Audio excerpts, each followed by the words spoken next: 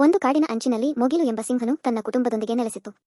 ಮೊಗಿಲು ಒಂದು ದಿನ ತನ್ನ ಮಗನಾದ ಚಿಂಕುಗೆ ಕಾಡಿನ ಇತಿಹಾಸ ಹೇಳುತ್ತಿದ್ದ. ಈ ಕಾಡು ಒಮ್ಮೆ ಎಲ್ಲ ಪ್ರಾಣಿಗಳಿಗಾಗಿಯೂ ಶಾಂತಿಯ ತಾಣವಾಗಿತ್ತು.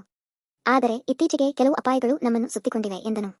ಚಿಂಕು ಕುತೂಹಲದಿಂದ ಕೇಳುತ್ತಿದ್ದ. ಅಷ್ಟರಲ್ಲೇ ಒಂದು ಹದ್ದು ಹಾರಿಕೊಂಡು ಬಂದು ಮೊಗಿಲು ನದಿಯ ಅತ್ತ ಕಡೆ ಮಾನವರ ಪಾಠಶಾಲೆಯೊಂದರ ಬಳಿಯಲ್ಲೊಂದು ಕಸದ ಗುದ್ದಲಿಗೆ ಪ್ರಾಣಿಗಳು ಬಲಿಯಾಗುತ್ತಿವೆ ಎಂದು ತಿಳಿಸಿತು. ಮೊಗಿಲು ತಕ್ಷಣ ತೀರ್ಮಾನವನ್ನು ತೆಗೆದುಕೊಂಡಿತು. ಅದು ತನ್ನ ಸ್ನೇಹಿತರಾದ ಕಾಡು ಪ್ರಾಣಿಗಳಾದ ಆನೆದನು, ಕೊತ್ತಲಿಕುರಿ ಕಿಟ್ಟಿ ಮತ್ತು ಗೊಬ್ಬರ ಹಕ್ಕಿ ಗುಬ್ಬಿ ಅವರನ್ನು ಕರೆದು, ನಮ್ಮ ರಾಜ್ಯವನ್ನು ರಕ್ಷಿಸಬೇಕಾದ ಸಮಯ ಬಂದಿದೆ. ನಾವು ಅದೃಶ್ಯವಾಗಿ ನದಿಯನ್ನು ದಾಟಿ ಆ ಸ್ಥಳದ ಮೇಲೆ ತಿಳಿವಳಿಕೆಯೊಂದಿಗೆ ದಾಳಿ ಮಾಡೋಣ ಎಂದನು. ರಾತ್ರಿ ವೇಳೆ ಎಲ್ಲರೂ ಸಹಜವಾಗಿ ಮಾನವರ ಗಮನಕ್ಕೆ ಬೀಳದೆ ಸಾಗಿದರು.